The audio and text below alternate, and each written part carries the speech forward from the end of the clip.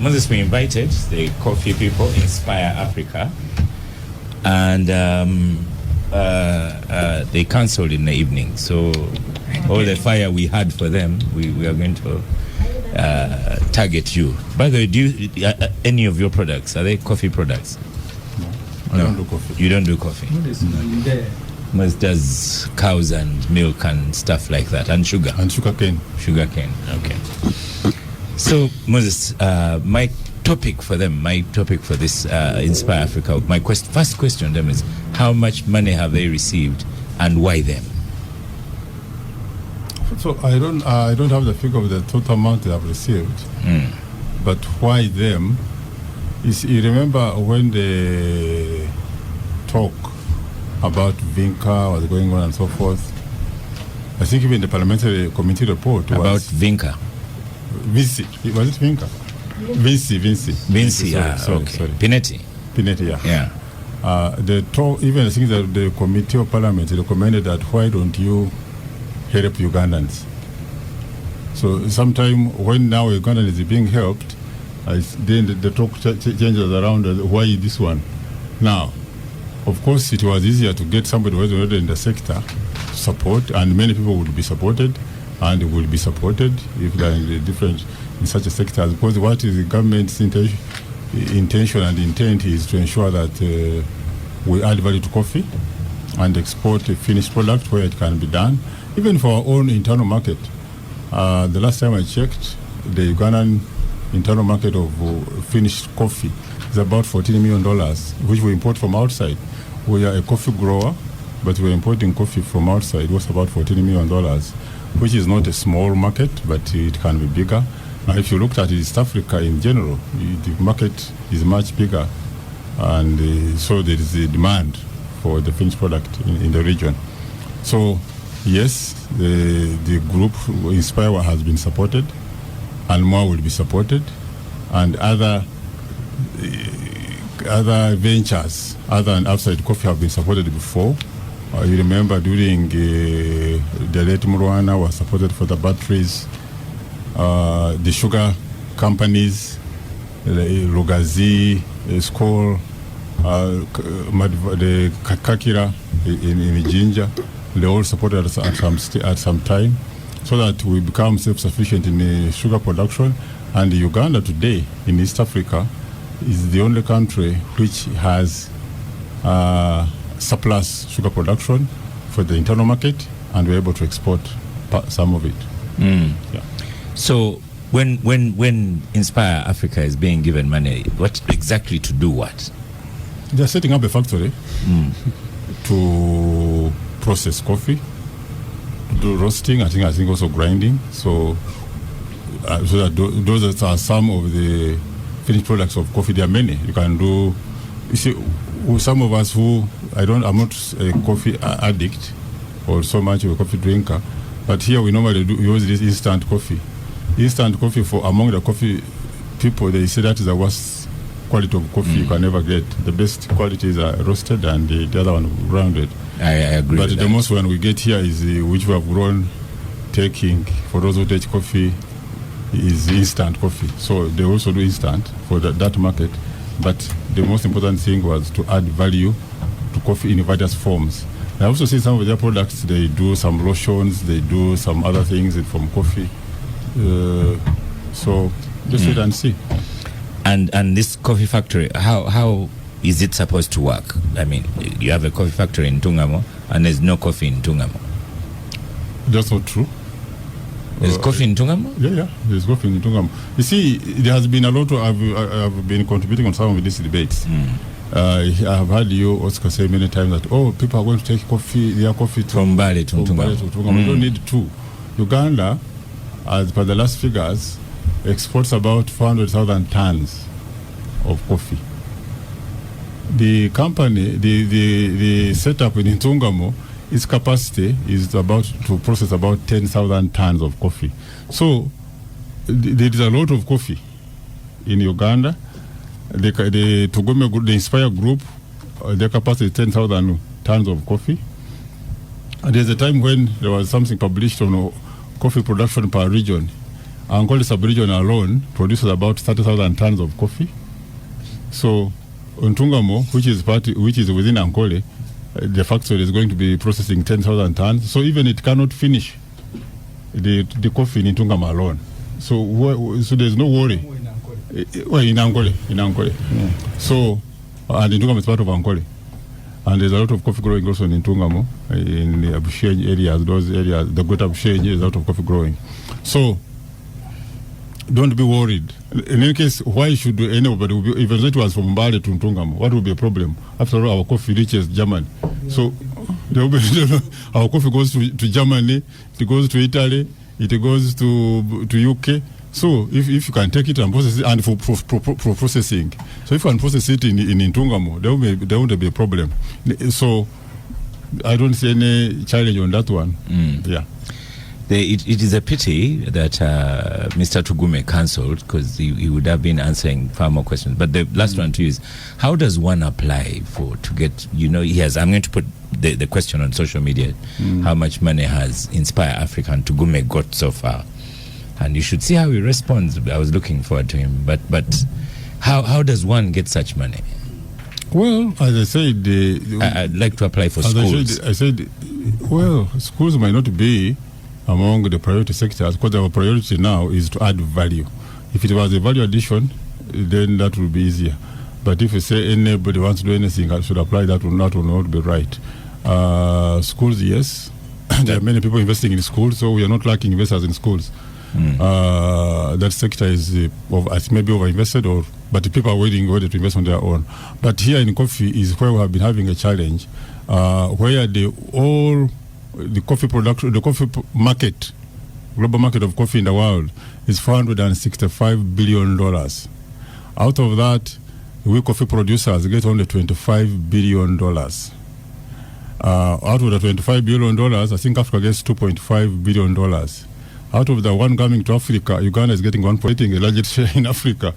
So, but if that coffee, where Uganda is getting $1.4 billion, was being exported, processed, we'll get even over 10 times what we are getting. So that's the target, that those who can add value to coffee or to other areas where we have a challenge, government can give them a push, later own the factory or the company with them, and be able, so that the most important thing is that Uganda to earn more returns from coffee than what we are earning now when we sell coffee beans.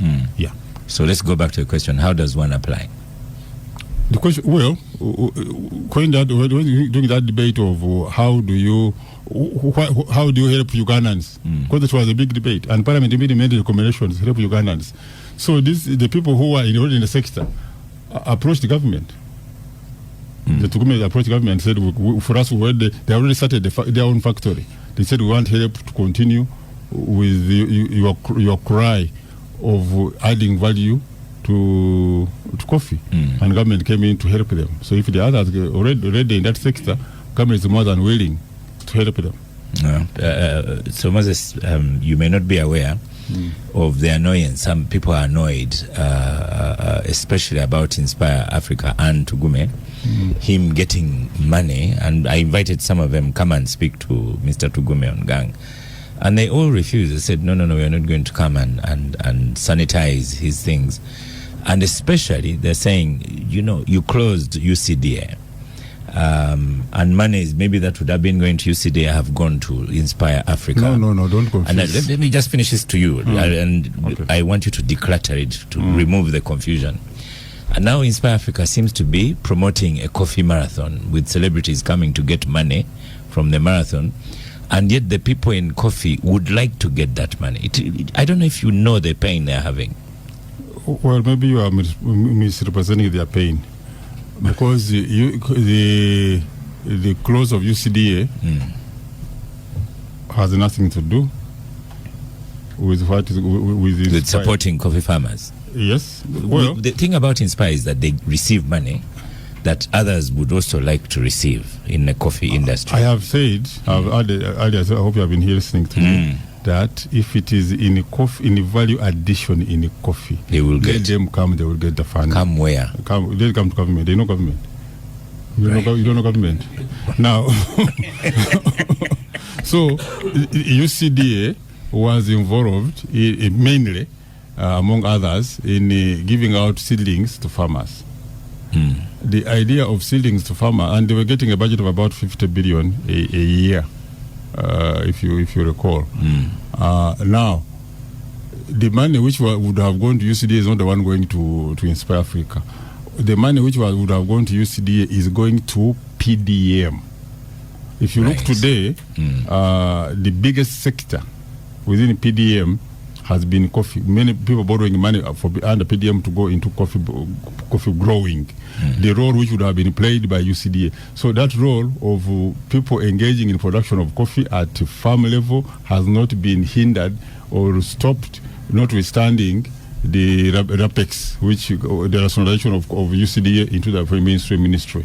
Otherwise, other works which UCDA was doing, like certification and so forth, are being carried out by the Ministry of Agriculture. In any case, like for exports of coffee, it was being done by the commissioner for crop production, not UCDA in particular, but they were working it in tandem. So the works of UCDA will continue to be done under the ministry, notwithstanding that we can also support people involved in the processing of adding value to coffee. Yeah. Honorable Semujju, you are government, so people should come to you. You see, the debate on State House scholarship, when it started, the president said when he's at his farm, people stop him when he's touring his farm and they want school fees. And then we asked ourselves, how many people, first of all, how many people can stop a presidential convoy and it stops? And then you ask Cartoon to when he's here, because he's the one who has been stopped. Did they attempt to? So it is the same story. But Oscar, let me give you the figures so far. In the budget of last financial year, 2023-24, 37 billion was given. Initially, they were a group. How it ended up being Inspire Africa, I don't know. But initially, they were a group. They met us in Munyonyo. I sit on the budget committee. They were led by Audrey Kirwawogo, presidential advisor on, I think, export, but who also marries President Museveni's daughter. Is the one who led them into the meeting. You know, Honorable Semujju, I have an appointment to meet Mr. Audrey Kirwawogo. But he was on the show here, and I told him that. We have an appointment to tell me all the truth, because Semujju is always telling lies on the capital gang. So he's going to find. Why doesn't he come here? Because one time we had him here. He told me that I have a bigger voice than his. So he's going to meet me and give me all the information that Semujju keeps lying about. So he's the one who led the... Semujju, in every sentence he talks about Kirwawogo. So now you But you have asked me about coffee. And I've told you when we are processing the budget in Munyonyo, he led a group of about 20 investors. And Kirwawogo told the committee that they needed $100 million. And he gave us figures of how export was going to transform Uganda's economy, growing the GDP from, at that time I think it was less than 100 billion to about 500 billion in 10 years. He is a very good communicator. So he left with his group. We protested. At that time, the owner of Mwanga Chivumbi was the shadow minister for finance. We protested. And one of the reasons, Oscar, we were protesting is the question that you're asking. Because we said, if we have a fund for private investment, establish the fund, establish the criteria for accessing it. There was no criteria. The only access was because Kirwawogo is involved. In this financial year, which ends in June, they were given 75 billion. Just last month, They came back to Parliament and they were added 67 billion through a supplementary. So far, the known figure is 112 billion. That's the money that has been, I said the known, because I am looking at money that goes to them through the budget. You haven't added the one of last month now, because when you add the one of last month, the one of 170. The one of last month is 67 billion. What is in the budget is 70. Yeah, it is. You are right. Yeah. So they were given 112 and added another 67, making it 179. So far, that's the money. Sankani Mwanga did warn Parliament. He said, you see, they asked for $100 million, which is about 370 billion. The moment you give them 37, they will keep coming. So that's the listeners are saying that they've received $65 million. So far, they are going to receive another batch next week. Which listeners are those? Listeners of Capital Gang. Because we are talking about money that has been passed by Parliament so yes. far, which is 179. Yes. Does that equate to $65 million? It may be. Oh, they sent in dollars? Yes. So far, that's the money that has gone there. Last month, I presented a report on the supplementary request. And I asked the same questions you're asking. First, we met the Minister of Trade and Tourism technocrats who were applying for money on behalf of the company. And we asked them the first question: what is the relationship between Uganda or the taxpayers and Inspire Africa? They said at the moment we have no relationship, but the Attorney General is studying, still consulting. We may establish a relationship and maybe get some shares in the company. But at the moment, no relationship. And you remember when Sudiri was given money to construct the Commonwealth Resort in Munyonyo. At that time, it was 12.5 billion. The Honorable Cassiano, who was chairing the committee on park, asked the Auditor General to go and audit Munyonyo, because by law, if government has a stake in your company, you must be audited for us to continue monitoring the government share and value. And Sudiri said, this is a private company. Did I invite you to come and invest in my company? And the story ended there. 12.5 billion invested, ended there. Recently, we added another 100 billion that is constructing a conference facility when we are hosting NAM. So the problem is not establishment of a fund that can help private investors would be okay, provided there is a criteria and an office where you go. That's why Moses vaguely says that you go to government. Moses knows, because what is government? So in the committee, even how, by the way, they appeared. But you see, Ruawogo is a very powerful man, Oscar. He even went and attended, not only attended, but addressed a cabinet retreat in Chankwanz. And the president said, this Ruawogo group didn't do COVID test, let them speak to you and then they go away. So that's casually he entered the cabinet and he said, you ministers don't know how to communicate. No, your presentation. You have made my lunch with Mr. Rabo Golonga. So that's as far as Inspire Africa is concerned. They walked to president, I think, through his children, and then the president said, I will support, and then it became an item in the budget. When it will end, I don't know. But so far, they asked $100 million. So far, we have given them about half. So you expect another some billions in next financial year's budget. Okay. And Oscar, the point is, because we have discussed coffee here, I don't know how many times. It's because international trade is not like selling cows to Kampala. Even when you have something to sell, it is a tall order. I told you, Oscar, here, I was with the Ugandan embassy in Turkey, and I was complaining that you guys, look, Colombia and some other countries in South America, they are the ones selling here mango, banana. Ours is better.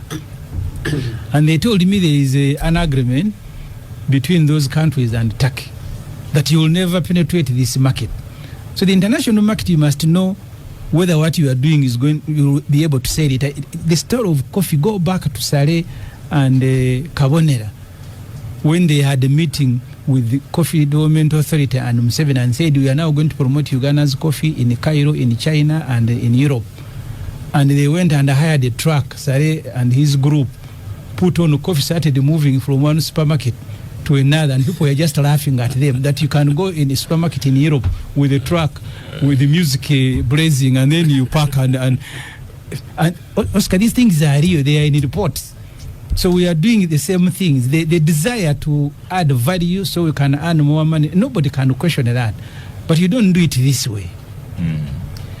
Agatha, if you Abdul has made it, welcome to gang, Abdul. Moses said it is just because you don't know Kampala, you don't know how to maneuver that. He said it on. Do I have to maneuver? He said it. Yeah, but he has told you. Yeah, how to maneuver. To live in Kampala, you have to maneuver. Yes. I don't know that that's a compliment on his part. But Agatha, listeners are sending messages. There's one says that they are planning to do Africa Coffee Park as well with a sports complex, a 4,000 seater, and so and that's saying, the value to the coffee. Yeah, shouldn't this money have gone to farmers and cooperatives? You're the researcher. Are we supposed to ask the questions that were supposed to be for Tugume? We can ask them, Moses. Okay. So let me lift the microphone so that you're even clearer as you ask Moses. He's a very tall man. This is yeah. Okay. So first, let's on the 179 billion we've talked about, add what is in the coming budget, 58 billion. I have letters saying add them 58 billion from Ministry of Finance. That makes it 200. This will be in June. Yeah, that makes it 237 billion. So they are on course to get their 370 billion that they asked for at the beginning. So the questions I have, and you asked Moses, but I would like to ask again because he didn't answer them. Who is Tugume? Why are we giving money to Tugume? He's making what notes. Was the he said he's Ugandan. What exactly? There was a Ugandan called Andrew Rugasira. I think that's the person that has been known the most in coffee. Why didn't we give Rugasira money when he was really the good struggling. African coffee was collapsing? So and like you said, the people were many. I think it's Honorable Semujju who talked about people that appeared before them in the committee. I think the last time we talked about coffee here, I told the story of how some of those people told me how they zeroed in on Rwabogo being the one to present the first budget of 37 billion that time, because they said they wanted someone that the MPs will not refuse or ask tough questions. Those people were kicked out, alienated. That's why they can't sit here with Tugume. There was a problem of how money is allocated. There was a coffee expose, I think that was January 2024, where it turned out that this money was going to Nelson's wife, Nelson's mother, Isako in Ntungamo, and the relatives. Most of them Banyankole, by the way. I mean, all of them that are in that circuit. We asked why they were only Banyankole involved in that coffee, and Ankole region is number 5 in growing coffee. So it's not number 1, it's not number 2, it's not number 3.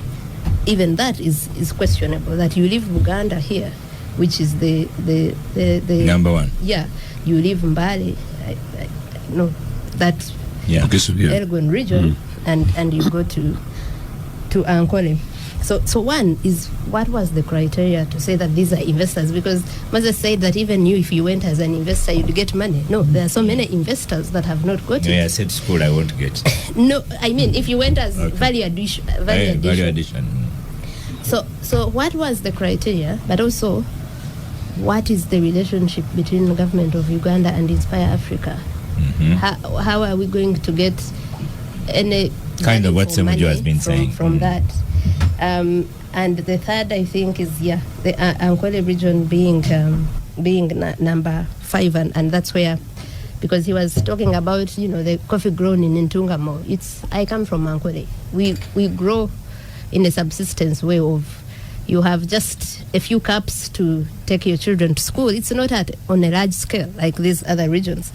But that's already done. It's already there, the factory. Are we putting anything in place to make sure that other people are benefiting? Why do we keep adding money year in, year out when there is no formalized structure? There was UCDA. You see, that's the thing, that we leave legal structures, legal institutions, and go for informal ones. So PASID took over UCDA and Export Promotion Board and all these other things. And this is what is PASID? The Roabogo outfit, a presidential advisor on, something like that, but they call it PASID. So this is Joseph is smiling. He's saying how my lunch with Roabogo is going to be very long. This is a government that talks about rationalization today, but adds more outfits, illegal outfits tomorrow, and those are the outfits that are getting money, investments that the legal institutions should get. So all those questions, for me, I would like Moses to answer them. Let's get Joseph as well on the microphone. Joseph, listeners are sending information. Now, he said there's no money to register farmers, and the EU is soon closing come 31st December. The European Union due diligence regulations. But we also had passed the Coffee Act 2024, which requires registration of farmers. UCD had asked for that money, and it was turned down. But now, what does the coffee roadmap look like? You're on microphone, Joseph Otieno. I think we are just making life, forgive my voice, we're just making life difficult for listeners. And in fact, those who communicate with us are okay. The majority of the victims are ordinary coffee farmers, particularly in Buganda, coffee farmers, particularly in Bugisu, and indeed across the country, including in Ankole, because I'm not sure every coffee farmer in Ankole is going to benefit from Tugume coffee deal, which is basically a family coffee deal. You know, I was this day last week in Bugisu. I would say there's nothing wrong with a family deal. The bigger question is how do you access? Indeed, and that's what I'm saying. If only it was nationally contextualized. If only it was nationally contextualized. There's no explanation as to why the factory should go to Ankole, not in Bugisu or somewhere in Masaka. There is no reason why, if we want, and we're now so suddenly interested in this, we should have killed the Coffee Marketing Board. There's no reason why we should speak in tongues about UCD. There's no reason why we don't discuss the cooperative movement, but we discuss a failed thing called PDM, which at the moment we now know is a representation of one member of parliament per 100 villages. I think what's at stake here is what people are not discussing. The truth is that this thing has been localized. This thing has now been so substantially turned into a family affair, and that even the topics we're going to be discussing, I think it makes it very difficult. Every day when I come here, I try to prepare myself to be as objective and as fair to the citizens of this country and indeed to this regime. But it's extremely difficult to explain. Once Ibrahim started talking and then Aga the chips in, and once Moses begins to speak in tongues in terms of response to this, the people I sympathize with are the coffee farmers. The people I sympathize with are the citizens of Ugandans who are basically quite clearly being stolen off directly monies by the state, and in this case by Mr. Museveni, who's Moses' boss. I really don't think I can say anything more than to simply say that, look, I think Uganda is being taken for granted. I think it's a politics of impunity today, and I think on the 12th of April, when only yesterday we should have been celebrating a liberation, genuine liberation in 1979, and Mr. Museveni, in his very sarcastic and insulting letter, decides to put April the 11th as a by the by, tells you what situation we are as a country. So I'm not quite sure that I'm keen on discussing this in principle, but rather I think discussing the wider national malaise. I think this country is not going to change unless and until Ugandans walk up to the reality that Mr. Museveni is taking them for a ride and has taken them for a ride in the last 40 years. I think that really, by and large, is the bottom line. This is the first time you've not mentioned UPC. When I told you that I was in Bugisu, I was telling you that I was Sore throat. Pardon? He has a sore throat. The sore throat, thanks actually to the NRM. I was actually busy mourning. I cried quite heavily last week for a 6-year-old child who died from cerebral malaria in Tororo. Let Moses say that. But also in Bugisu, I was busy. I went to bury the wife of the first Minister of Public Service and Cabinet Affairs, Mr. Joshua Wakoli, the first minister from Bugisu, and indeed, of course, UPC. He is the one, together with their team, who created the public service systems that this regime is busy breaking. So talk UPC again, we shall discuss in the next moment. Let's go to Abdul Katuntu, who was formerly your mate over there. Abdul's fine. The DNA still remains. And formerly Ibrahim's mate. But Abdul, Moses skips the unanswered Auditor General's queries on previous grants to Inspire Africa. So, were you the MPs? Have you forgotten all that and let it go? No, I don't think so. And as long as the issues raised by the Auditor General remain unanswered, they'll continue being a subject of public conversation. You see, with risk degenerating into, is this Banyankole thing, is this, is this, I think we lose out on the bigger picture, and that's why I always want to have my brain, focused.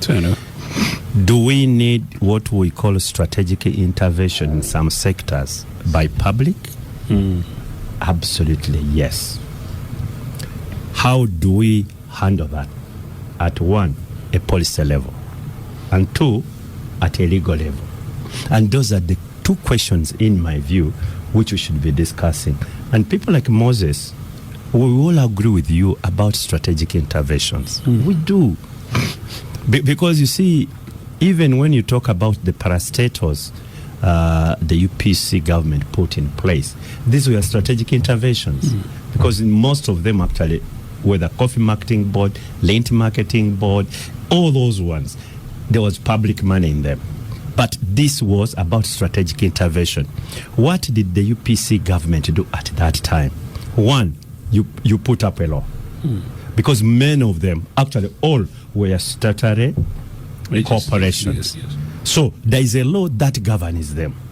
So everybody, all members of the public are put to notice that there is public money put in this for this purpose. That's number one. Number two, there is a criteria, and I think that's what Agatha and the Honorable Semujju are complaining about, a transparent way of accessing those resources, such that it doesn't appear that it is favoritism, it doesn't appear that it is corruption, and it gives a chance to literally everybody.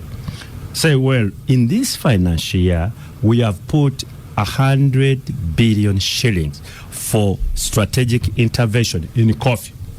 Now, Agatha, who is a co-farmer in West Nile, Joseph, who is a co-farmer in Uganda, Katuntu, who is a co-farmer in Bugisu, we write proposals, we apply.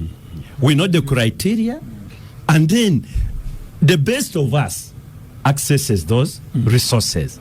And it is transparent, it is reasonable, it is logical. And Moses, some of you who sit in the closed meetings, I think you need to take some of these conversations seriously. That the public is not necessarily against interventions, but how is these interventions being made?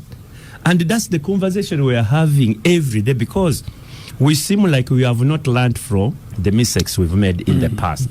And the public gets irritated. Yes, the other one didn't work out well. We gave this one money, but somehow we don't see value for money, or what we call in economics a return on investment, where the public has put its resources. So the cry of many Uganda is, can we have a clear policy? How does one access those public resources? Other than saying, look at me, who knows Moses' house, I'll knock there in the morning and the evening. I walk out, say, well, by the way, the minister has been directed, the so-and-so has been directed. So that is the conversation, in my view, and that's the conversation we are going to continue having, that unless and until we have a clear public policy on how we do public interventions, I'm telling you, this conversation will never go off table. And we've been very patriotic on this, Moses. We discuss coffee regularly and other products. Richard in Mugorovi says, Oscar, my pain is with the closure of Bugorovi coffee plant, which was already processing coffee, though it was not processing final product, but I'm sure it would have been there by now. Tony Kent says, Uganda Development Corporation owns Munyonyo amongst other facilities, giving you information. I also didn't know that one. Coffee shops world over earn the highest margins in the value chain. So let more Ugandans drink coffee in decent coffee shops and Uganda will earn more from the crop. That's Joe in Kampala. Do we have, is there proof of government ownership in this factory? Then I have someone here asking, and that should always be in the policy. Because if we are putting money, are we putting in what we call equity as government? Okay. Or are we just donating? OSM, or have we lent so that it is repayable?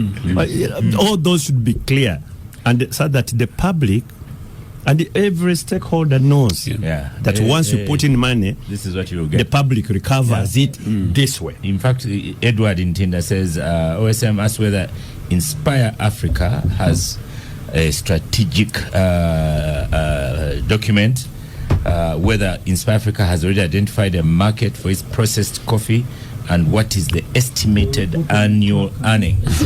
Moses, back on microphone. Thank you, Oscar, and contributors and my colleagues in the studio. I got asked many questions. Well, if one of them, she said, why didn't the government help Andrew Rugasira, who was in the coffee sector? To the best of my recollection, Andrew Rugasira has never been helped by government. That's a fact. You can ask him if you want, but that's a fact. Now, in any case, but for him, remember, he attempted to export finished product of coffee. He was helped by government, as I know for a fact. But now when you come, what he was doing now, ended up doing in Kampala was just selling. It was a coffee shop. But Andrew was never helped. Somebody then he also he was helped. Yeah. Has ever been helped. Yeah, but that's a fact. To do what? Was he helped to put up a factory, or was he helped to promote coffee drinking in Uganda? Because or a bailout. That's what it is. Or a what was he helped to do? Or a bailout. Yes, or a bailout. Good African coffee was helped by government. Well, yes, but business has collapsed. To me, I don't think that is business. This was a fact. I don't think they helped him to the tune of how they have helped It depends on what he wanted, what type of help he wanted at the time. Because he was not setting up a factory. Tugome is setting up a factory. Yeah, you should get it. So you were saying why leave? You see, collocation of factory. I did some economics. It depends on who now. You see, Tugome had already started his own factory. Yes, had already started setting up the factory. There's no doubt about it. He had. You need to go there and see for yourself. Now he had already started. Now when he came for government to help him, it was already there. So it started. So you couldn't say why put it in Angola, not in Uganda, where there's more coffee production. And as far as the processing is concerned, me, the one going to run a factory, I can choose my best. Look at the processing factories of other products. They're not necessarily in where the product is grown most. But that's not, to me, a big issue. If Tugome had decided to set up his factory in Tungamo, Noma is part of Uganda, our coffee is being processed now in Germany. So what is the problem? It's not about him being a Myangola, Tungamo being the Myangola area. It is Uganda, as far as I'm concerned. There are other factories which have been set up in relations with government in other places. If you go to Nuoya today, there is a Bukona factory which is processing the cassava into ethanol, and that ethanol is being exported mainly to Kenya. It was supported by government to process cassava which is being grown in that area of Acholi. We have another factory being set up in relationship with the Catholic Church in northern Uganda, around Acholi P, to process cassava. We have Teju factory processing juices in Teso area. So it's not about don't tribalize the factories. That one I agree. Information coming in. Andrew Gasira was forgiven taxes after the company closed. That's not this helped. Was much before. He begged them. I know it as a fact. You see? I know it as for the fact. So don't. He begged them for many years. Don't doubt me. You talk to him himself. He will tell you. So is there enough? Angola may not be the number one grower of coffee, but I've told you, the capacity of Tugume, his factory, in Spy Africa, is processed 10,000 tons of coffee. There's time when it was published in newspapers, production of coffee per region, and Angola is producing 30,000 tons of coffee. So there is enough supply if he wants to buy from there, but he can also buy from anywhere else. It doesn't stop him from buying from Bugiso if he wants Arabica, because Angola doesn't grow Arabica. If he wants Arabica, he can buy it from anywhere as long as his price is competitive. Now, Passy took over UCDA. That's not true. UCDA was the issue of rationalization of UCDA came in that big report. The Abdul Katuntu was in Parliament, know it. The companies were so many, and it was agreed. So Passy never took over from UCDA. I've told you most of the work, especially when it comes to giving out seedlings of coffee, that work is already now under PDM, because the people now have to buy their seedlings by themselves. And if you look at the PDM allocation per sector, most of the people who have borrowed the money from PDM are in coffee. And today, if you go into the coffee sector, you will find that there's a scarcity of seedlings, because many people have bought the seedlings and planted them. So we're going to get more production of coffee. Now we need to process it more. Somebody here was saying that PDM has failed. Oh, you are that out of touch with reality, my brother. PDM, you ask Abdul Katuntu, at least for him, is an MP in a rural constituency, unlike the one of Semujju, which is mainly urban. He will tell you how PDM is performing in Ubugweri. I don't have to speak for him. Nganda is a town. So there are many other... Actually, town council. So our tea factory, if you go to Mavale tea factory in Toru, it has also been helped by government. So the times of the help by government comes according to the need. It's not about where its location. Is it because the Toro is about Toro? No, if the coffee factory, there's a tea factory in Toro, which is in need of government intervention, government to intervene. Now, so that answers the question of location of a factory or an industry. It depends on many factors. Where the helps have come, even in this, I told you earlier that even the older sugar factories, mainly the big ones, Skol in Lugazi, Kakira in Jinja, they were all helped at one time by government, so that there is production. And now Uganda is self-sufficient in sugar production. The only African country is self-sufficient which is not importing sugar. For a long time we're importing industrial sugar. Now Kinyara is producing industrial sugar, so that we stop even importing the one for factories which you need value addition. Now the question of the relationship, which Abdul Katuntu ably put, is true. I also inquired before coming here. The issue is going to be that after capitalization of the company has been carried out, the total investment has been carried out, the company will be valued. What government has put in is very clear, and then government will own shares in Spy Africa after total capitalization. Because you cannot say we're taking over so much shares before you know how much we have fully spent. So if it was a mistake that it wasn't done earlier, but definitely government will eventually be a shareholder in Spy Africa, so that will eventually will eventually be a shareholder. By the way, legally that is possible. You can be eventually a shareholder, but there should be also an agreement. that effect. Yeah. No, whenever they take money, There should be an agreement. whenever they take money, they sign a memorandum of understanding. Those are there, but They sign with who? There's absolutely nothing. they sign with the thing with the government is always the Attorney General and the Minister of Finance in that case. Yeah, but in the case of Inspire Africa, there is nothing, not even a one-sentence agreement. There is. You don't know. But the government appeared before us to ask for money. I'm telling you. We said you bring whatever is there. He said there is nothing. I've been assured. I've been assured. Semujju doesn't know everything. Semujju knows already the negative. I am actually not saying I know, but the Ministry of Trade appeared before the budget committee. We asked them, and they said there is consultation between Attorney General and the company. Nothing has been worked out. Please, I've consulted the Minister of Finance. They have assured me not to, because they are only giving the money, not trade. Trade doesn't give the money. So they I have like told the me way Moses answers questions. He says he knows. We move on. So it's a fact. So you invite here one day, the PSST will tell you. Yeah. So if trade didn't know, well, maybe they also behind news like you.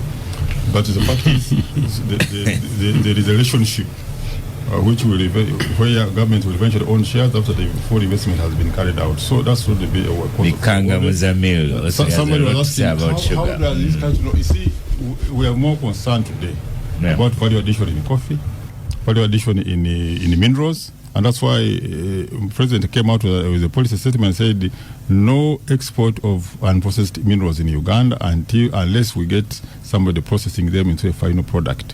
And that is so that we coffee has been going on for a long time. We're sending out, somebody there was putting a question that the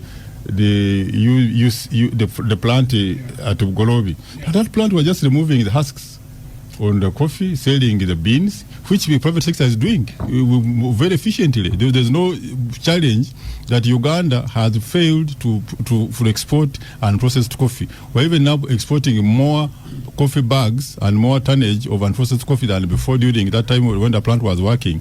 But the goal... To look at the production, the population at that time and today, and so even the size of the economy. But the land has remained the same. The land has not grown bigger because population has gone up. In any case... No production. In any case, if Uganda... Maybe we need to talk about economics later. The Uganda population, if it goes up, it doesn't mean everybody should plant coffee. It's those who can plant coffee. Those who are planting coffee certainly will also go up. Not necessarily. Not necessarily. We can have world statistics where bigger economies, where they're talking about India, you're talking about Mexico, you're talking about China, all those countries with bigger populations, and then we see the size of the economy. But today the size of our economy is much bigger than it was when doing those other years. Yeah, because even the population was small. Yeah, because people also those who produce now have gone up. I will do. Moses. Basic economics. Yes, but also basic knowledge. Yes. I am a sugarcane farmer. I have about 300 acres of sugarcane. I could have chosen to plant coffee, but I didn't to plant coffee, and my area can plant coffee. So you cannot see both population has gone up. It is not you who is how many people are employed by you in the production? In the processing? In what you are doing? Many.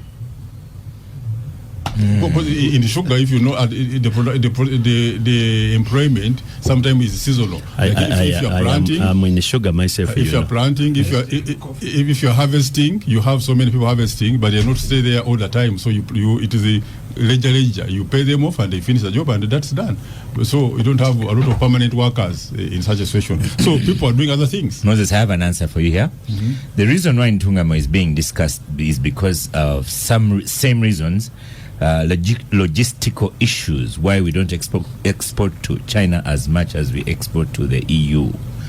So coffee crossing from Mbale to Ntungamo and back to Kampala to go to Mombasa is very expensive. Is that an answer? And yes, it's saying it can be difficult to send to Ntungamo. Told you don't have to send the coffee to Ntungamo. Yes. And because within that Angola and area, we agreed with you. Within that, so you're not providing an answer. That's what I'm saying. No, we agreed with you. This one is saying, why not Kampala rather than Ntungamo is the question. But the choice of placing a factory it depends on many factors. So I said there's some economics. And this one has continued saying, let me finish what they're saying. 4 factors. Also, transporting cocoa and coffee from Western Uganda is becoming difficult because of thieves on the road. I didn't know that. That's the issue of crime. Is that they can't stop him from setting up a factory. But see, in economics, the issue of the location of a factory is determined by many factors. One of the factors is the availability of raw material. So there is enough raw material for this factory within where they are located. The other factors are availability of labor and so many other things. So where a factory is located is not to be a subject of discussion. Even though it was in Karamoja and you're getting coffee from Kisoro, it will be much easier to transport coffee from Kisoro to Karamoja than it is from Kampala. I think from Kampala to Moses, I want to help here.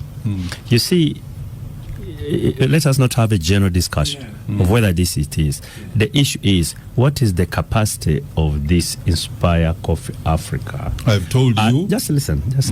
And does the region, Western Uganda, have enough coffee to supply that capacity? And once that question is answered in affirmative, this whole conversation dies. Can I answer you? Yes. The capacity of Inspire Africa is to process 10,000 tons of coffee in a year. Correct. Ankole sub-region, there was some publication here, I think Barbara we shared it on I'm the one who sent it. You sent it. It was reported to be fire. To be producing 30,000 tons of coffee. Have I answered you? No, because that's what I was trying to help. Yes. That you see today, that factory is actually small. Small for the sub-region. If you are to supply it, I don't think even Ankole sub-region, together with Kyakoze, they cannot. Others. You might even need others. And to me is, if we are the policy, we say, okay, Inspire Africa has done this in the West. Can we have one in West Nile? In West Nile? Because and that's my point, also yes. have one in Bugisu. And can we have one in a bigger one in the central? Yes. That's my point, which helps. You see, then can we have one in Budu? Yes. What we call Budu. Because Budu is actually the biggest sub-regional producer of coffee. So we should be talking about another factory now in Budu and make maybe even a bigger investment in Budu more than that one of Inspire. And then we can have the rest of Uganda. Moses, just 1 second. Moses, 1 second. Let me stop for an advert, for a break, and then we'll come back from the break. This is the Capital Gang. The good thing is Moses Beranga is not on social media, so he will not know that he's now poor Moses Beranga from social media. But let me give you 5 clear minutes, Moses, to conclude this topic. You want to squeeze in a quick that question? somebody listening, an eminent citizen says, Moses says the government has funded Mbabali tea factory. I'm an outgrower to the factory. It closed and has not paid. It has not paid outgrowers. We have had to lay off 78 unpaid workers. Those are my Uganda citizens. Those are management issues, but government he's not saying government never helped them. It's a management issue. So, oh no, I agree with Abudu and the other speakers. I think even Agatha alluded to it, saying that we should be helping other similar investments elsewhere. I do totally agree. In other parts of the country, not only in coffee.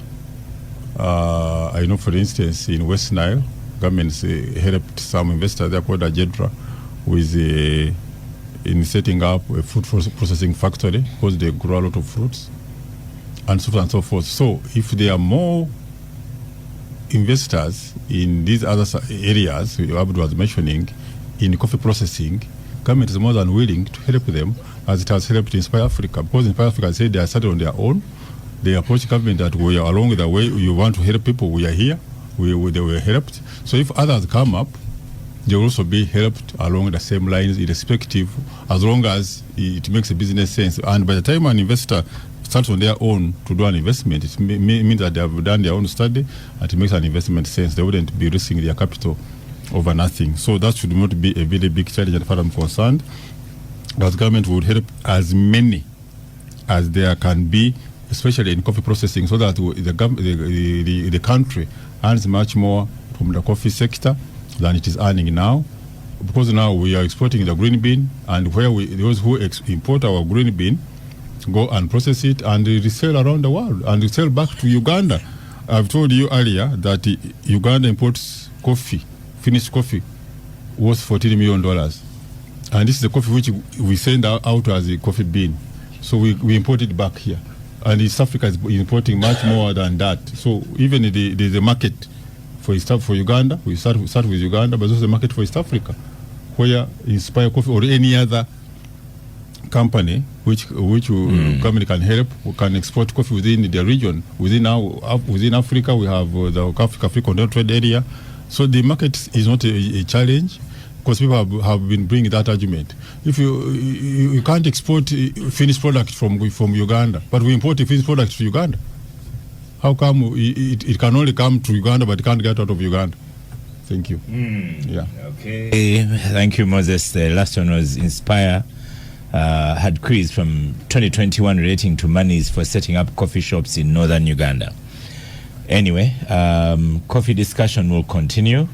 Perhaps one of these days we'll discuss other issues without having Inspire in a conversation. I'd like to respond to Moses. You'd like to respond to Moses? About a few things. So, A final one to you. Because I want to move. There's a tweet here, Agatha, that I want to start with Semujju. Good morning, Mwalimu. It's Lugeda Michael on X. Now that Jajamami has cleared the air on the MP's PDM money, can you kindly call in the NRM whip to clear the air about that? And our MPs are they as big as parishes these days? Because they are receiving the equivalent of a parish. How many parishes? okay, so just before we leave coffee, I wanted to say that it's not true that Nelson Tugume had started construction of his factory before he got the first installment from Parliament, because construction of that factory began in October 2023. Oh. And the first money he was given in July after the budget of 2023. And his query, Auditor General queries are 2021. So even before then, he'd received money. Auditor General queries before they gave him money. Then why would the Auditor General audit him? I think the Auditor General starts with the 37 billion. Yes. Yeah. So construction began in October 2023. It was supposed to last 1 year and be completed in December 2024, but it's not yet completed. So it started after the first money was given to him. So he asks Ntungamo is in Uganda, what's the problem? And also says the person running it can decide. If the person is running it with their own money, yes, they can decide. No one is saying no. If the person is running it with government money, we have a right to ask, why isn't it in a place that makes economic sense? And the person that asked you the question of logistics, does it make economic sense that someone transports coffee? And I'm glad he's saying they do not have to. But if we want to add value, if we want to add value, why are we saying people do not have to? Because we are insisting on adding value on this coffee. So why are you putting it where people who also want to do that and are producing much, much more, we have to first transport it to Ntungamo and then bring it back to Kampala? Let me finish, because for me, I keep writing and ask after you're done. And I would talked about not talking about regions or tribes. Guys, if you don't think there's a problem with about 100 people from one, what happens to equality? What happens to equitable distribution of resources? If you think that let's get 100 people, farmers of coffee, and be the only ones from one region, and they are the only ones we are subsidizing or giving money to, because for me I think there's a problem there. If there was a mix of the 10 people from Bugisu, 5 people from Buganda and West Nile, then we wouldn't have a problem. We should not run away from this world regional imbalance. Well, someone tells you, Agatha, that Kabanyoro, Mackay University Africa Research Center, has a bigger plant than Inspire. I saw them packing coffee, and that's what they say. SIPA on X's, we are tuning. Can we have more qualified, qualitative statements on the performance of the companies listed and their positive negative or negative impact in the respective countries in which they are located. That's a good point as well. But Moses, you are not Tugume. You are seeking to answer every question. Are you Tugume? No. He was asking me. Semujju, I did tell him that since Tugume is not here, Moses will have to answer the questions. No, he and can't. Moses is senior government. Moses is a presidential advisor in the State House. Senior government, senior.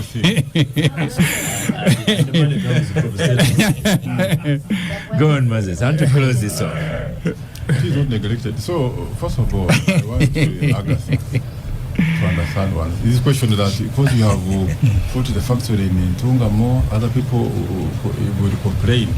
When the government went to help the company which had started processing cassava in Nuoya for information is a part of Acholi. Government through UDC went in and helped them, and they are now processing ethanol from cassava and exporting it to Kenya. Now, somebody, I'm going to complain if I'm in Usoga that there's a factory which has been set up in Nuoya to process cassava, and it is there. So why should anybody complain? Now, another one is being set up in Acholi P. In Acholi P, cassava is produced across the country, by the way. In Acholi P, another one is being set up. There is a Teju factory processing juice in Soroti. There's another food factory in Arua, set up, helped by government. So, as of now, I wouldn't have a problem in somebody saying, why is it they are not here? As long as it is within Uganda, it is using our raw material. As I said earlier, you don't need transport coffee from Bugisu to Ntungamo, because as Abdu mentioned it here, that area where that factory is with Ankole area has more than enough according to the requirements or the capacity of Inspire Africa. But Inspire Africa will be buying coffee from the market at a good price. If it wants Arabica coffee, it can still go and buy it from Bugisu and process it there. It is now the cost of transportation is on the buyer, not the seller. After all, our Arabica coffee is going all the way to Italy. So going to Stungamo is a shorter distance. To Italy? Yes, to Italy. It goes to Italy for processing. So we're going to be exporting through Rwanda? No, what I'm saying, today, our Arabica coffee is finding its way in Italy. It's finding our older coffee, not only Arabic, to Germany, to Europe. So going to Ntungamo is not be a problem. We hope so. I was with but there is enough production in that sub-region. I was with Abdu in Qatar, and we walked all those shelves looking for made in Uganda. And some products, they had made in Kenya, and they looked very Ugandan, but we could not complain. So let's go to the PDMs. Thank you, Moses, for putting up an inspired, pun intended, an inspired response. So, Honorable Semujju, you're the PDM, apparently. Have you signed out your 100 million? And PDM equivalent, you are a full parish. 100. You see, Oscar. So, the morning show, you saw how they were laying the carpet down for you. They Yes. you. But then I saw you are still driving your old car. So, where is the 100? First of all, this money is not like other money given to MPs formally. Oh. Because in the past we've been given controversial money, but formally. Yeah. There was the time of 14, 28. Yeah, I think the last one was the 20 million during COVID. During COVID. You mean the formal one? I said formally money is going to be put on your account. Yeah. And it is with trace. Yeah. You therefore cannot claim I did not receive it because there is trace. It can be traced. This particular one being given under the table, it's very difficult to know who has received and who hasn't. Therefore, the question you ask, every MP will tell you, I did not receive. I have said that many times. Until Museveni came, the whole NRM was saying, no, we did not give money. Mia was in Chitogomo. But Museveni came without confirming, but he confirmed. And then he gave a justification, a fake one. But at least he cleared some air. So he did.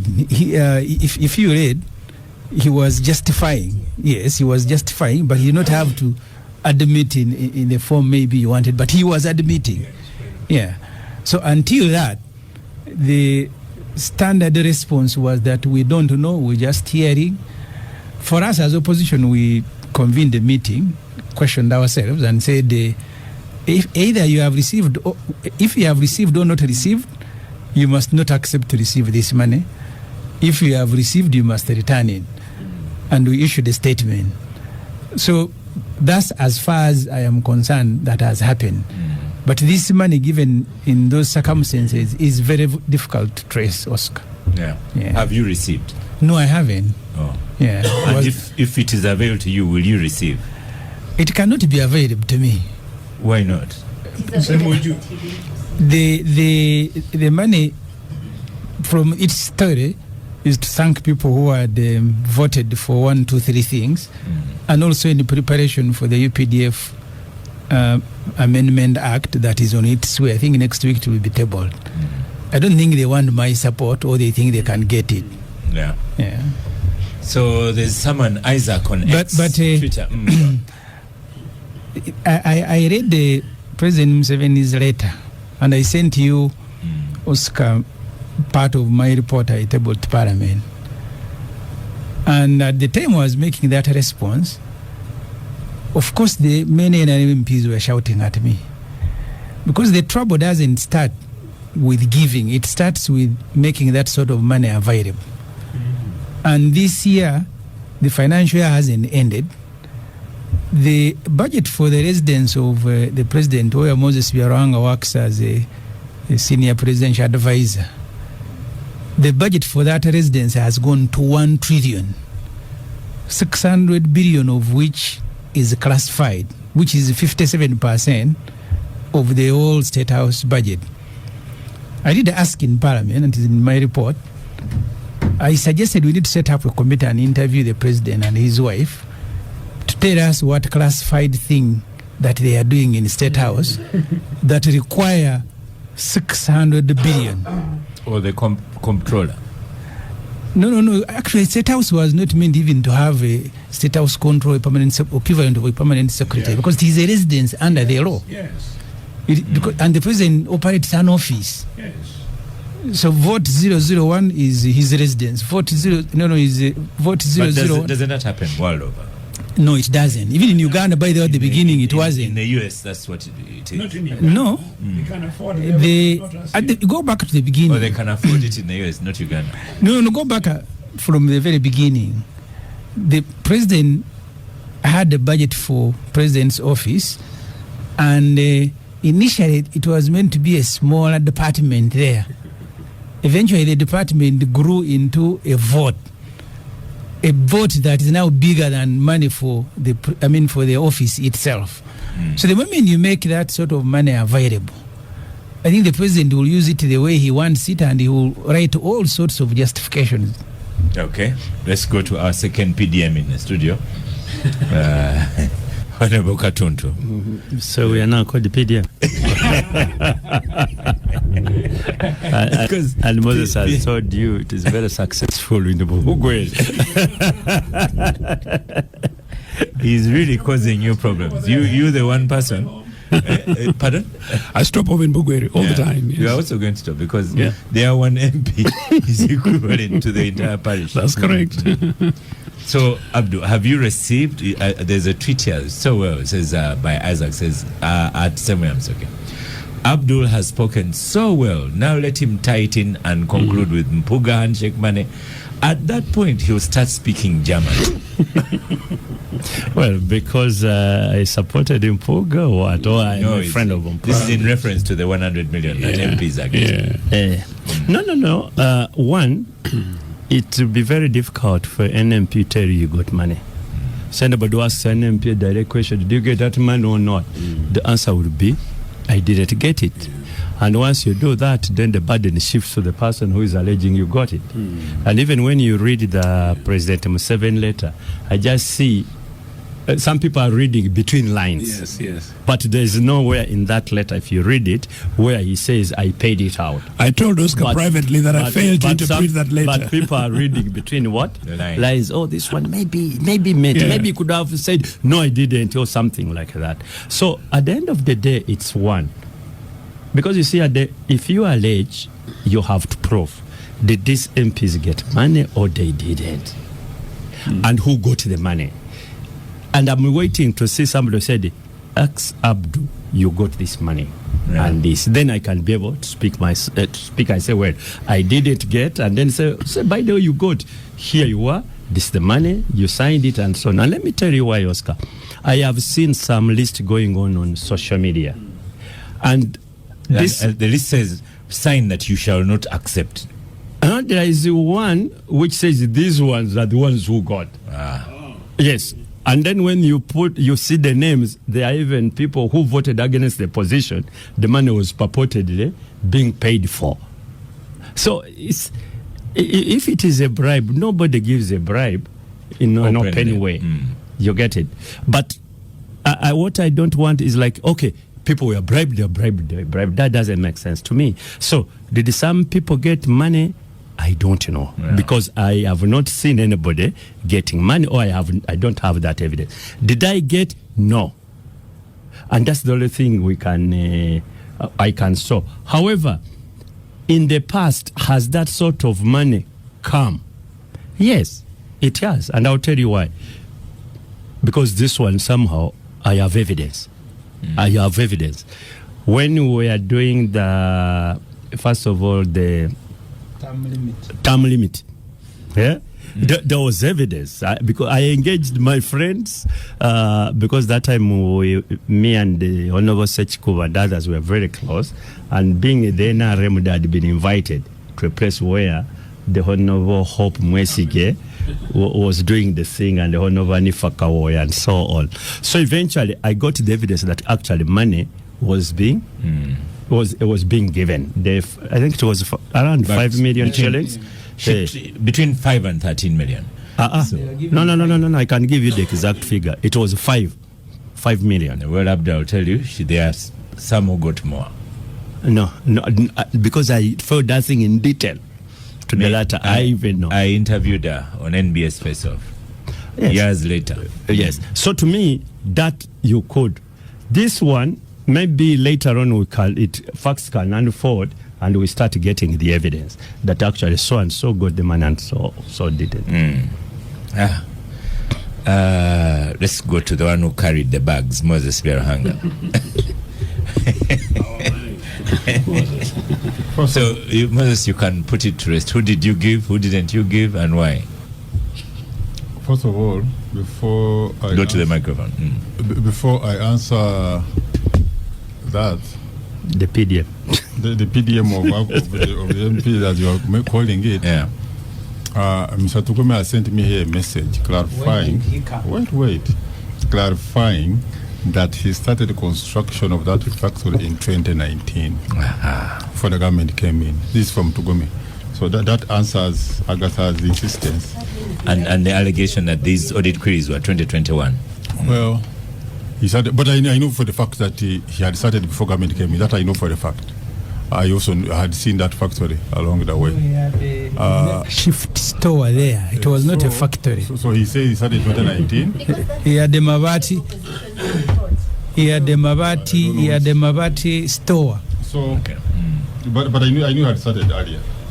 Because we were passed around that area, around the Russian area, going those lanes, and you could see the factory coming up. Now, on the issue of the 100 million, I think Abdul has put it well. I don't have more to add or subtract. On what has been raised by Honorable Semujju about the State House budget, in the President's letter, he put it very clearly that classified expenditure normally goes for equipping the army, buying equipment for the army, which equipment has helped in the security of the army, of Uganda, and within State House, the SFC, which is responsible for the security of the president and other leaders, the equipment is within the State House budget. So when you hear classified within the State House, it is going for the army. Part of the army. We have a security.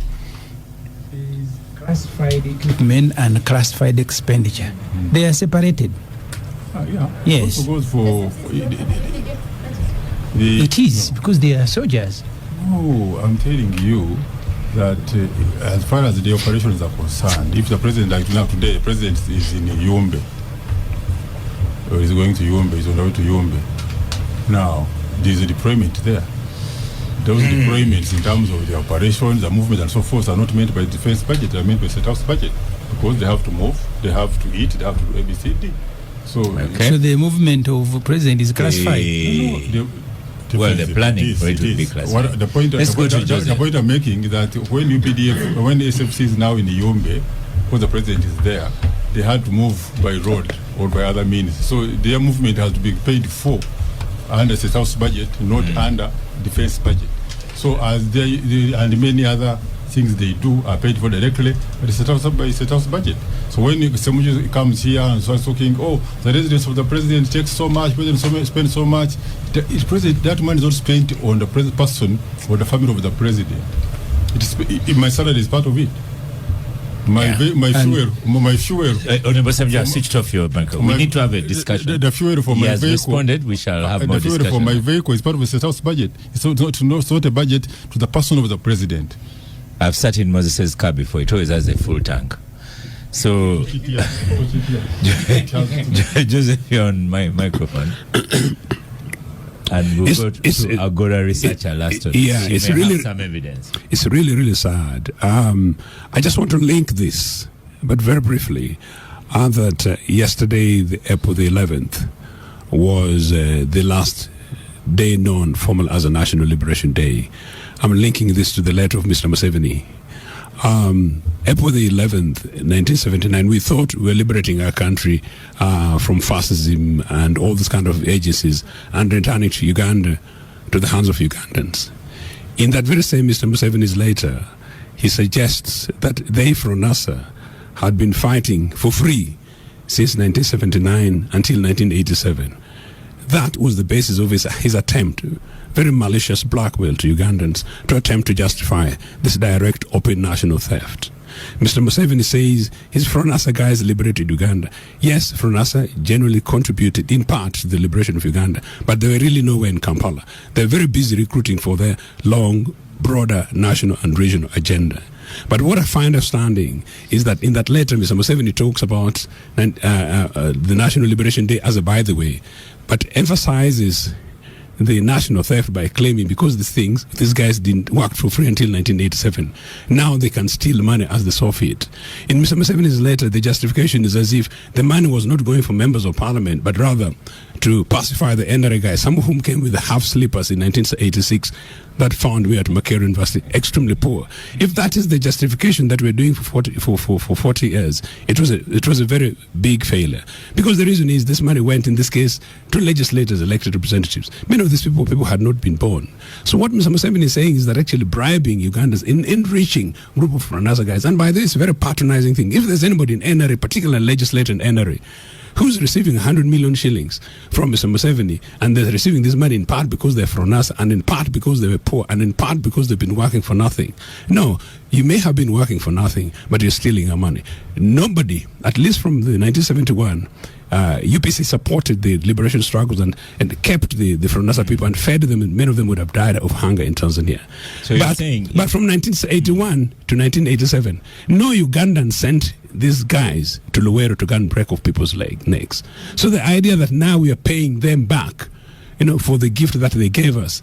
This 1 month after beating up citizens in Kawempe is completely extraordinary. But that said, look, yes. My quick suggestion is this. Ugandans need to wake up. All Ugandans need to read Mr. Museveni's letter of yesterday and say that, look, going forward, seeing what I've been seeing in Busoga, in Bukedi, in Bugiso in the last 1 week alone, and we are giving 100 million Uganda shillings to few privileged individuals. MPs are already amongst the most highly paid people in this country. In fact, my suggestion is that we should slash their pay by half. Yeah. What should be done is Uganda should wake up and say, look, anybody who gets this money and is known to get this money should never be returned to the National Assembly. Stopping for a break, then we'll get the Agora researcher.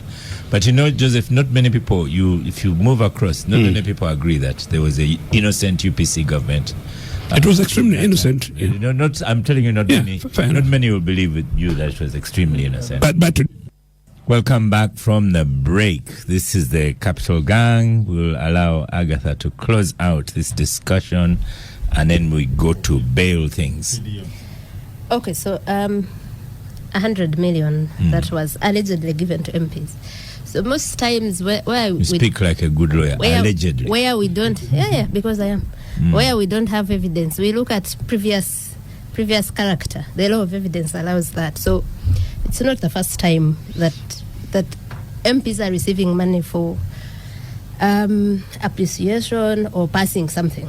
So Honorable Abudu and Semujju, I think, talked about the first one being term limits. There was money for age limit, consultations, also formal. Then the last formal one, as they said, was in 2020 during the COVID lockdown. Was it 20 million each? Now, the problem that happened, and that's when things changed. 2 MPs went to court to challenge it. Gerald Karuhanga and Jonathan Odu.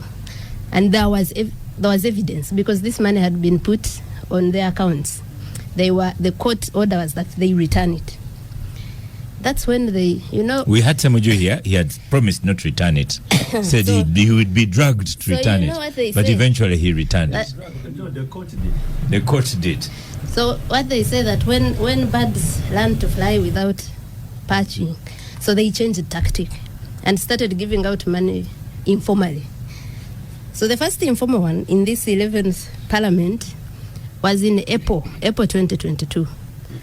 MPs were given 40 million each. They received it, and we actually talked about it, and they denied because, as they're saying, there's no evidence now.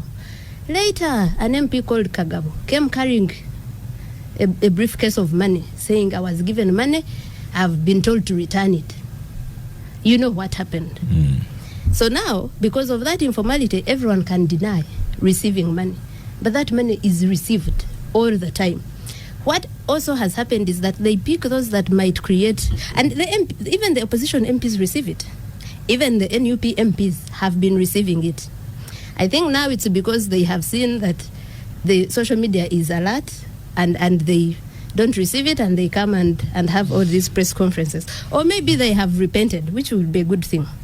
So that 40 million was in April 2022. It always follows a supplementary budget.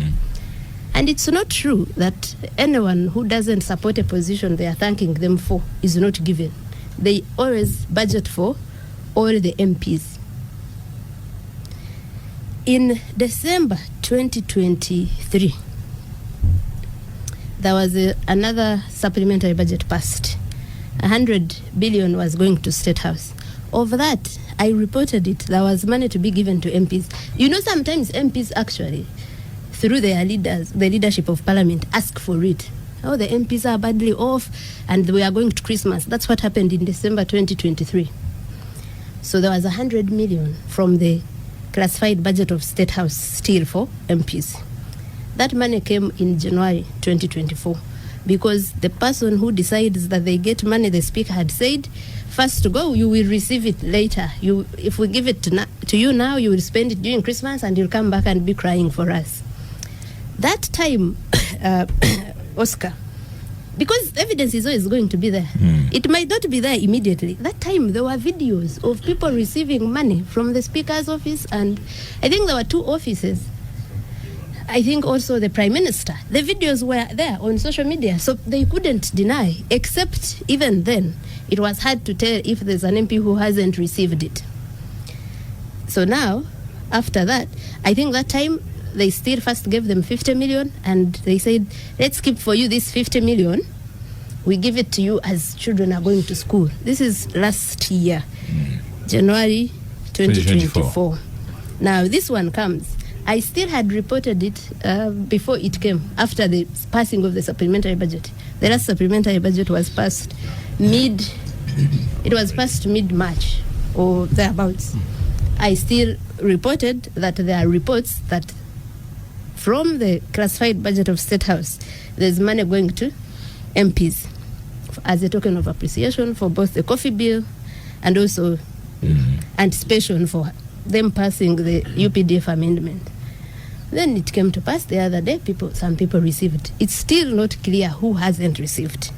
I am told that there's a balance of 4.7 billion that hasn't been gone out yet. That hasn't gone out yet. But that would make it, because I think it would be too much. But that the Speaker had promised that everyone will get, even those opposition MPs will get. And there's balance that is still there.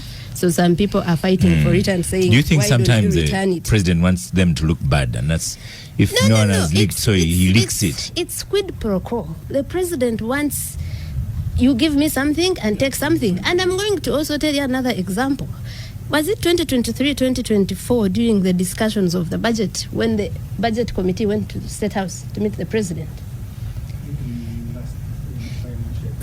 So during that time, the budget committee meets the president. He's the owner of the budget. Last financial year, but one. When they were before the president, that's the year of the Rwabogo money, 37 billion. Yes. Now that's 37 billion. They had refused to pass it. So when they reached State House, they abandoned us in Munyonyo and went to meet the president. They reached State House and the president insisted, you must pass my budget, the things he wanted. I said, you think I don't know that even you guys are getting money from these entities? He even mentioned the name and said the woman that was later even taken to jail over budget corruption from Rwengo. Yeah. So in essence, he's saying, I will let you do whatever you want, pass as long as you pass my what? My budget. So both of them in this case, you're saying the same things Joseph was saying without putting in UPC things. Both the president and yeah. So now on that note, I want to respond just briefly about the president's letter in trying to sanitize that. So he was saying, I've given the money. You who fight corruption, why aren't you fighting corruption of people that receive money from external whatever funders? And then he said, if you are receiving, it is okay to receive money from here. I think that's in essence what he was saying. But if you're receiving money from Western funders, you're not only corrupt, you're also a traitor. I want to say it here, and I'm glad that even Jahanga is here. Senior President Advisor. That Museveni, that would make Museveni the most corrupt and the most treacherous person in this country. Like, he is the number one traitor. Because I will tell you why. The budget of Uganda, 40 years after Museveni has been in power, is funded 55% by external funders through debt and grants and aid. So what are you saying? That if he makes money from external funders makes one not only corrupt but also a traitor, that he would be the number one, because for 40 years straight, he has received money from external funders. Thank you. I can see this lunch is going to be very long. You know, before you came, I made a confession. Tone and reply. Really, is it about competition of who receives the funds from? No, Abdul. Before you came in, I told Semujju. It's about the blackmail that Joseph talked about. Yeah. If you come and Ugandans are asking, why are you? By the way, yes, I am. No, the one the president said. Yeah. Speak about money that ordinarily civil society What was receive. he speaking about? He said money to promote homosexuality. No, I have never received money. No, that's to promote yeah. homosexuality. Yeah, But that's the also one he was. in that money by Nobody the who Yes. receives this goes on the microphone and says, yes, I've received money. But he says she receives funding from outside. No, for Yeah. what reason? For her You research. mean Agatha? Yes, Yeah. that's what I'm saying. No, that she has said it. nobody Yeah, I have receives said it money here before. for homosexuality. Say, yes, I've received money for Oh, for homosexuality. So So they will come and they do just but that. trying But to say Abdul, that now I could as well homosexuality be is- receiving money for homosexuality. No, I didn't say that, but maybe But And you if know, I read the by line the way, between the Abdul, you are lines. vulgarizing because homosexuality is illegal in Uganda.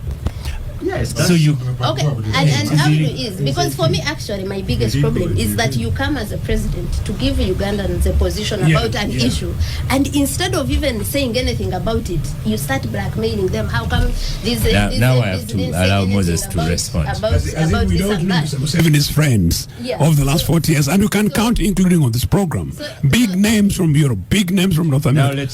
let Moses respond. He so had we, no we answer, so that so we go. he created his own. Who Moses? Museveni did not want to discuss the subject matter, so he chose his own topic. Moses. Well, Agatha is here saying Museveni does not receive money from outside. You need to go to the microphone.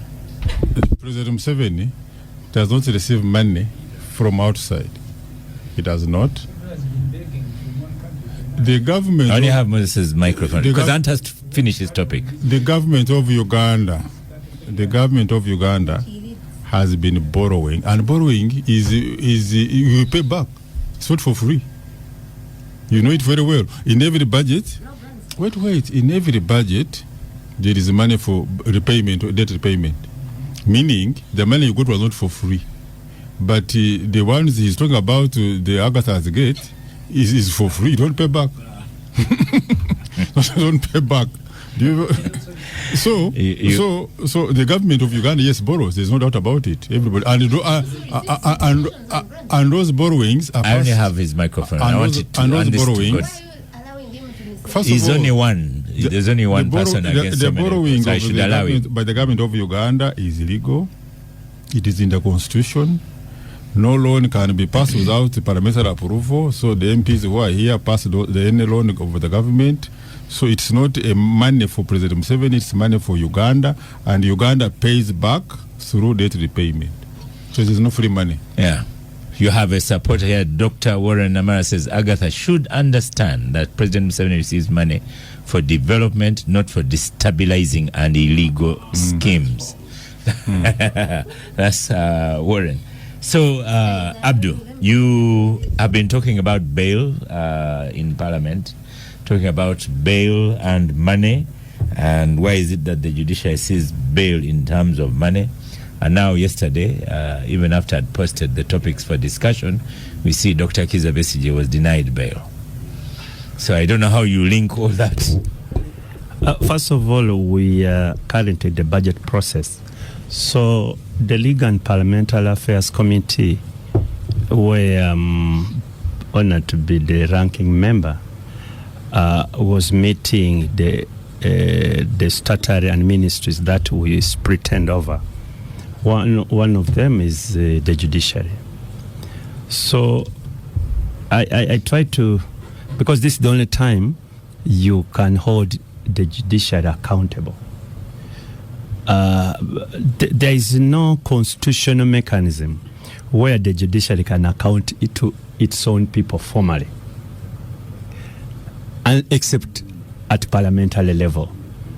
So when meeting us, I raised what I thought were the concerns of the public. The quality of justice, actually it was even bigger, the quality of justice being dispensed by the judiciary. And I put it to them that actually the people of Uganda are dissatisfied. They are not happy with the quality of justice. And I went through quite a catalog of particular areas where I thought many Ugandans are complaining. Oscar and colleagues, you just need to know what is in these remand prisons. How many people are on remand? without so many people who have been on remand for how long? It is not 2-3 years. We are talking about 5, 10, 20 years. And somebody is on remand. So even if he is found not guilty as acquitted, but he has served a sentence. And the Constitution clearly commands that we should look at anybody accused as innocent until proven guilty. And that is the reason why bail was introduced. It's constitutional. Don't convict this person to start serving a sentence before he's found guilty. So to go back to that particular aspect of bail, I think there is a dissatisfaction from the public, and I wish the judiciary can listen. Okay, a few judges have been engaging me thereafter and telling me what has been going on their group, and even passing me what they have been exchanging and so on. Some of them are actually enraged. They are really, really not happy with what their colleagues are doing. And they have sent me their internal things, and it makes very interesting reading. But let me say one thing. Bail is up. So when somebody is taken to court, he's presumed innocent until that process ends.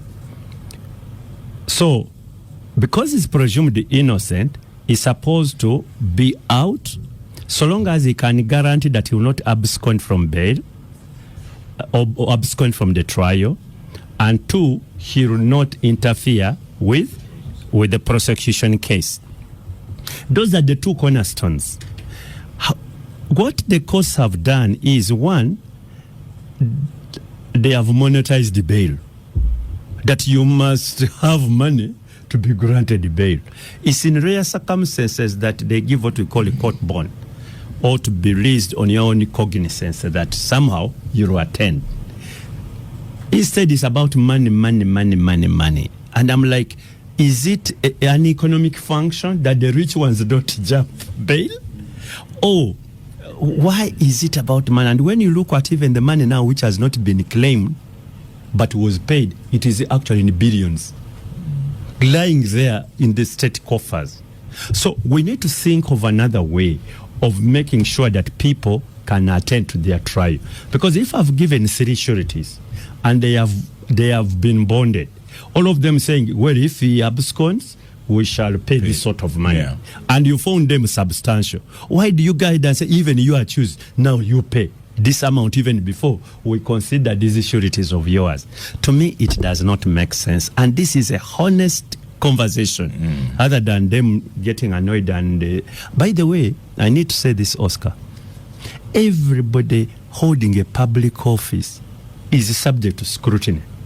And it doesn't matter who, whether you're a judge or whether you're an MP. That's why we're even having this conversation we've been having, both whether about Inspire Africa, whether about the alleged 100 and so on. It's because these offices are subject to public scrutiny, including those one of judges.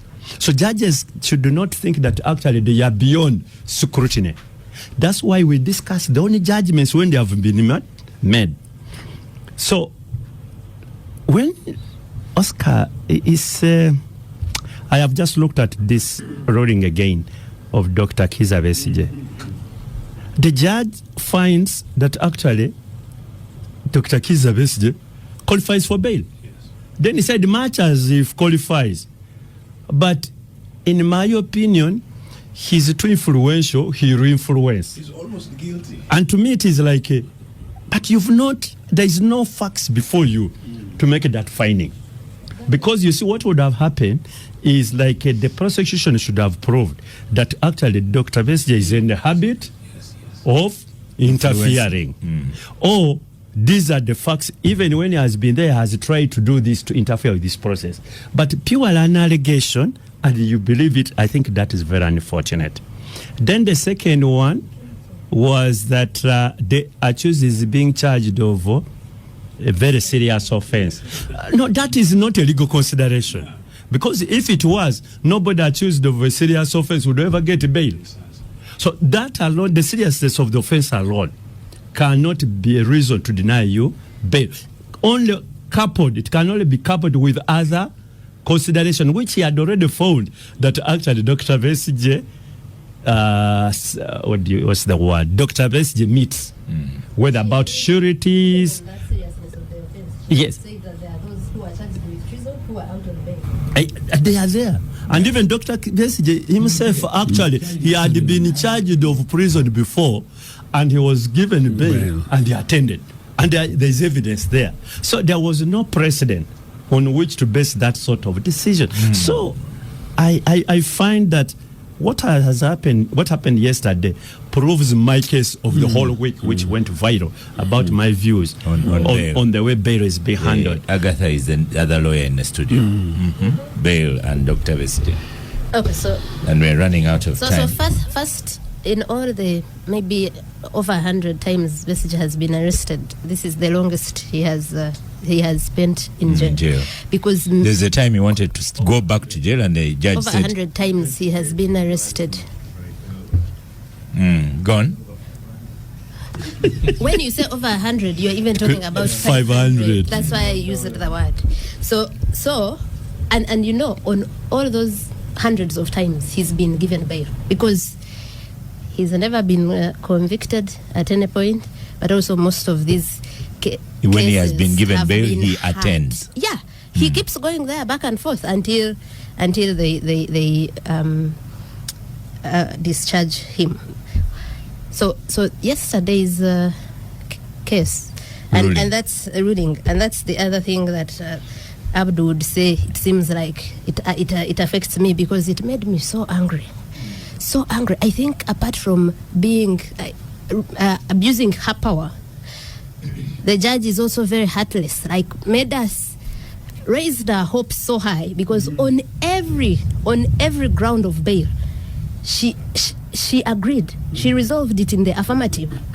She said that the sureties who include Semujju here, that where you are saying that they are younger than the accused, that it doesn't matter. It's not written anywhere that they must be necessarily older. On the seriousness of the offense, and by the way, she alluded to cases of Besigye like 3 times, where he has been accused before, the rulings in Besigye's favor before. On the seriousness of the offense, that the FDC guys that were arrested in Kisumu recently, they were also charged with treason. They are out on bail. So she referred to that case, Sam Mako and others. So she kept saying that I agree, and she reached and said, although he meets all the conditions of bail, I deny him bail, because and there was no reason. So, but also, this is you are talking about someone who has been in detention for 5 months now. Like Abd said, the law in this country is that you are innocent until you're proven guilty, and it is the state that should prove that you are guilty, or you pleading guilty on your own. So if in 5 months you have not yet even... I'm going to interrupt you, because we let me just 4 conclude. minutes of the show. So you know that they have not yet even committed Chiza Besigye to the High Court. So there's nothing they have done about that case. And you as a judge, you're saying that someone should remain in jail for as long as the state will take conducting investigations. There is a limit to pre-trial detention. Yeah. Moses, do you have something to say on this one? I'd be surprised if you do. He never comments on these things. No, that's for Abu. That's for on such a matter as Abu is my representative. But Agatha here mentioned that when the president made a committee or budget committee of parliament, he said, "Pass my budget." Well, the president is the owner of the budget. There's no doubt about it. It is by law. No, Semujju, your microphone is not on. No. Moses, you speak. His microphone is not on. The budget is going to under speak the Constitution for 2 minutes. is presented to Parliament by the President. The Minister of... Yeah, the President is his. It is his budget. We are out of time. Listen, you are coming for your 1 minute. It is his budget to implement the policies I have agreed with you, President Moses. promised the people of Uganda in a manifesto. So the budget of a president, and so in any country, the budget is a vehicle for implementing what the president or the party, or the ruling party has promised to the people of that country. Thank you, Moses. Joseph, your 1 minute. So I'm suitably impressed by the submissions made by Abdu and of course Agatha. Abdu, I really hope you're able to develop this beyond this and make sure that you're able to translate it into a private member's bill, and maybe it goes into Parliament, becomes active legislation. This major review of the bail, but I know, of course, there'll be major contradictions with the NRA colleagues in Parliament, including the fact that now part of the bribe is about the UPDF thing. The manner in which this thing happened, and the manner in which actually it was concluded, and the manner in which it was concluded yesterday, the context of the language, and the manner in which that almost Kada judge, I dare say, did it almost as if she was getting instruction that having found all those not quite fine, you must have a bat because basically you must continue to be in jail. I think it was a very sad day yesterday, but I really hope that looking forward, this question of the judiciary, where people like us were able to have this kind of conversation and see the experiences outside, we're able to continue speaking and be able to translate it. Not forgetting the fact, of course, that I have a matter in court which is 4 years, but it's supposed to have been 3 months. But the people who are suffering are ordinary Ugandans. You see, I was in Masaka when the High Court judge granted Honorable Segirinya and Alan bail. Yes. Mm-hmm. And their being MP was one of the grounds. Then Museveni ordered they should be rearrested, taken back to same Masaka court, but now with a different judge. And he said their being MPs means they will interfere.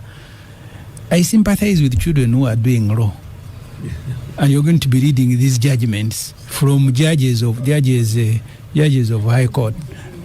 The case of Dr. Westje, I was in court. Because you see, the judge, I was under the impression that she had written a judge granting bail, but when it went for approval to Chiwanu Kachiriowa, who I'm told is a godfather, he said, okay, because we don't have time, like the NRM MPs do with the budget. The body reads something else, the conclusion reads another. Judge should take our responsibility. I don't want it to be an excuse. No. I want to argue this in the context. Because this judge, given a free atmosphere, I don't think she would have written the judgment that she wrote and then made that stupid conclusion. But she wrote it. Yeah. But I want us to argue these things in context, Oscar. Because the judge grants Alan and Museveni order for their arrest. The same thing that happened to the MPs who were arrested for corruption. And Museveni was telling cabinet, I am the one who ordered for their rearrest. But these policemen should never go to rearrest people when they are not in uniform, because they make it look like it's a kidnapping. Yes, so you know his opinions on bail. He's not a fan of bail. Yeah, so that context cannot be missed in a debate like this. So, because you see, this particular judge